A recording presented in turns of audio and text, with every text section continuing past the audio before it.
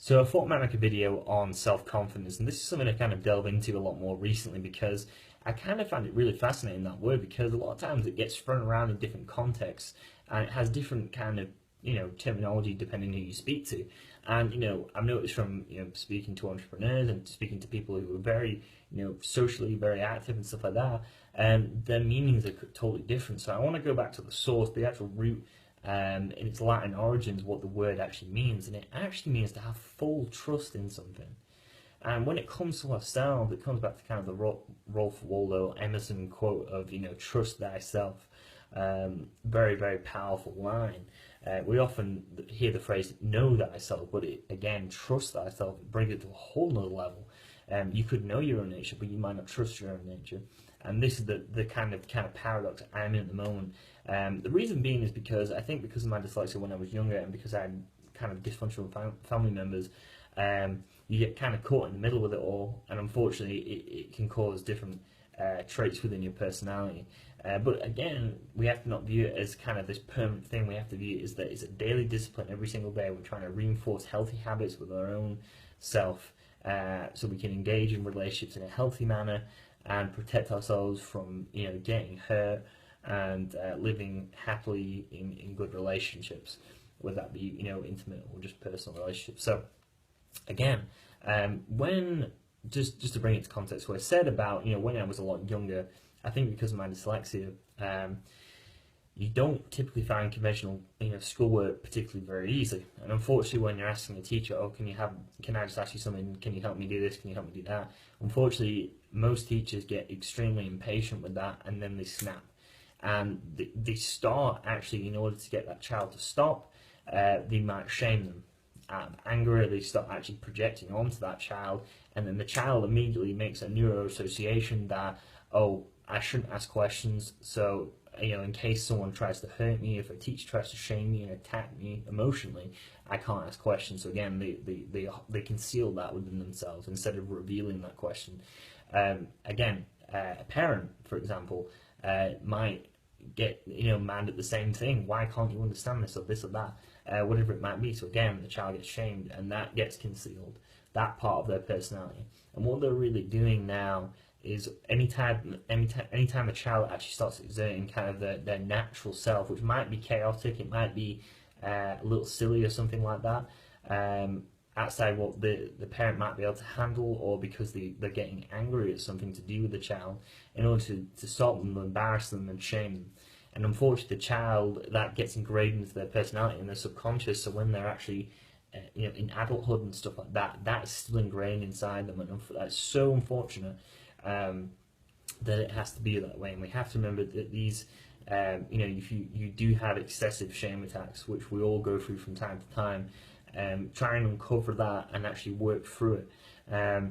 So again, typically when someone starts shaming someone from a young age, when they show certain parts of their personality, they begin to actually conceal that in case that attack gets triggered again. And to avoid them shame attacks, people start concealing themselves and actually hiding their human side. And this is why I've always said in a lot of videos where I get mad at teachers when you ask them questions and they get mad, because it denies you permission to be human. It denies you to actually be inquisitive, to actually learn things, repeat things. We can't all remember things first time it's ever been told. We have to repetitively go over things so it's engraved and so we understand it properly. And again, or if someone makes a mistake, people get angry. Again, that denies them of their human side. And it engraves in that message in their subconscious that I'm not allowed to make mistakes, I'm not allowed to ask questions. Again, if you look at any successful person, they have failed 10,000 times over. It comes back to that phrase, there's nothing different between a winner and a loser, because they both fail. The only thing different is the winner gets back up and tries it again. And that's the thing, what I'm trying to say, that there's so much to uncover within our personalities, what might be holding us back. And, with self-confidence, just to bring it back in again, trusting ourselves, trusting our own nature. Again, the reason why I mentioned that with a young age, with my own self, being shamed because of my dyslexia and stuff like that, being shamed because of certain traits of my personality. I used to be an extremely cocky, not egotistical, but just cocky, very confident. Unfortunately, when people don't like that, they will try and shame you to try and stop you. And it conceals that part of your personality. maybe because they want the attention or something like that. So again, like now trying to do my own shadow work, being the shadow work being, your shadow sides, things you put to the back of you so you don't have to face them because you're scared of them or they bring you anxiety. And that, unfortunately, like a real shadow, follows you wherever you go. So what I call it is shadow hunting. You're going to start bringing parts of the shadow right in front of you and you're going to start facing it. And then that fear disappears like smoke. And I always say fears are like portals of self-discovery. When you enter them portals, it's scary as hell, but again, they just disappear and they just evaporate. So, again, you want to be shadow hunting, you want to be hunting your fears, because not only is that exciting, but you start to uncover your actual real self, the actual true self, not a false self. And again, this is all about reinforcing a really healthy sense of self. Being able to exert boundaries, saying no. If someone's really hurting you emotionally, under the radar, whatever it is, that you can say, no, I'm not okay with that, and that isn't good for me. You're being passive aggressive or you're being aggressive with me, and that's not good with me. That's exerting a very healthy boundary. Again, like with Batmobile, when he says shields, the shields kick up on the Batmobile. You have to be like that with incoming attacks like that. So, again, and trusting your own nature, saying something, having complete trust, even if it might be wrong. Having that level of certainty, what I'm trying to rev myself up to every single day, and I call this like an everyday main objective. You try and reinforce this every day. This isn't just a quick fix that goes away, especially with personality work and personal growth work. If you're trying to reinforce a good habit, it has to be interrupted for at least 30 days. So you do it consistently every single day, and even after that, you reinforce it every day. It's kind of like if it's not growing, it's dying. You have to reinforce it. You have to be willing to put that discipline in every single day.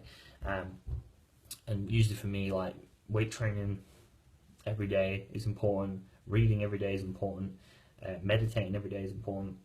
And also doing some kind of introspective work and trying to bring that to the surface and try and start applying at least one discipline every single week, something I'm trying to really improve within myself.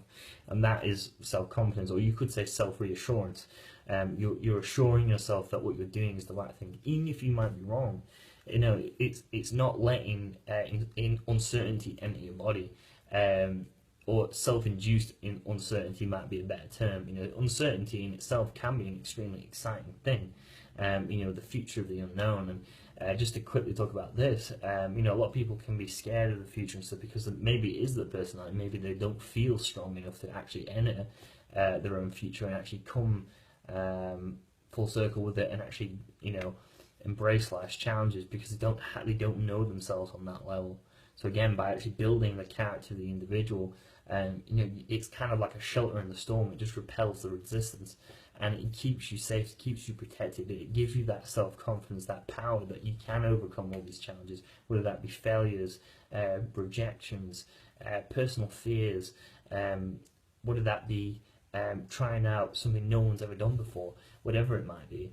But again, it's that reassurance that you're doing the right thing. Remember, in Latin, it means to fully trust something. So we're trying to fully trust ourselves going into battle. I always say that I think that courage is the catalyst for confidence.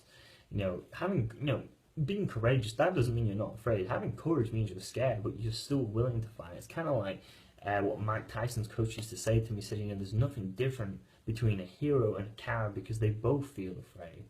The only thing difference is the hero gets off his ass and tries to go after that thing what's trying to scare him. They both essentially feel the same, but it's what they do what defines them. So again, I say that courage is the catalyst to confidence. It's putting yourself in an uncomfortable environment for long enough that fear is paralyzed by your perseverance. And again, that energy, kind of like Newton's, one of his laws of thermodynamics, energy is never lost nor created. It's just transferred from one form to another. And then two energy pathways, confidence and fear. When you break down that fear diminishes. That energy is transferred into more confidence. Again, we're trying to hunt our fears, and just them little things, them little niggles in your personality, them little slight, I don't want to call them defects, but things that you might notice which you keep tripping up over yourself. If you go over them and do your shadow work and stuff like that, you can learn to catch yourself when you feel like you're going too far away from who you really are.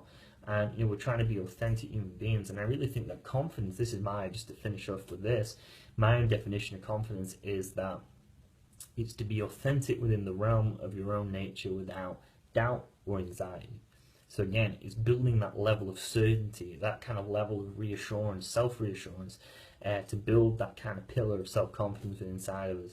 You know, that is our reactor core. That gives us our power. We can't engage in challenges without, you know, at least having that, some kind of reassurance that we can overcome something. We can talk to people. We don't have to feel afraid in certain circumstances. You know, we can be bold, and you know, it doesn't have to. You know, I think one of my problems is sometimes I can be too humble. I can conceal too much out of people judging me for talking about my accomplishments and stuff like that. And I'm trying to get out of the habit of that. You know, because I think I get too quiet. You know, it gets slightly awkward and stuff like that. And you know, again, when you're a lot younger and stuff, that gets engraved into your personality. So you have to be willing to, if you're totally fine with that, then say the same. But I think you get a different level of living when you start breaking down your fear barriers, and you start actually really living. I think we're all alive, but very few people live. And you know, there's a really good quote that says, you know, a man who fears suffering is already suffering from what he fears. Again, if you're afraid of being that shame, of being having a shame attack or whatever else, you're already suffering from that anxiety. So what I say is actually remove that. You know, just uncover it from your personality. Try and break through these fears, and on the other side, you'll find your own unique self, the person you want to be at the end of it. And it takes a tremendous amount of courage and it's a tremendous amount of discipline. But again, discipline is that thing. It's getting uncomfortable. Getting comfortable being uncomfortable.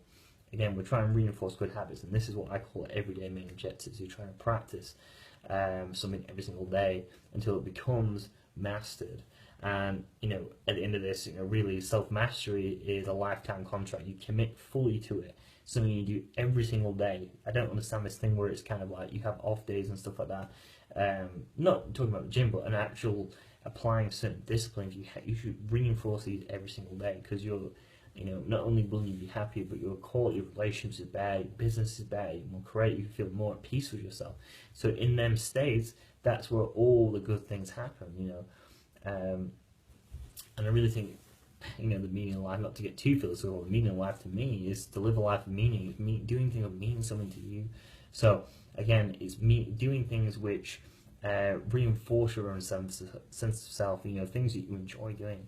And it's a bad day that you can't engage in the things you want to engage in because your, intestinal fortitude isn't as powerful as it could be. You know, you're not assured yourself, you don't have that level of certainty yet. That you can't handle mistakes, or that you can't handle rejections, or you can't handle fears, or you can't handle setting up your own business, or writing your own book, or whatever it might be. Asking a girl out or something like that. You know, you never know what it might be, but if you build that and you reinforce it every day, that will stay with you no matter where you go. Again, it's like a shelter in the storm. We have to be willing to, actually build that. And, fortitude in itself is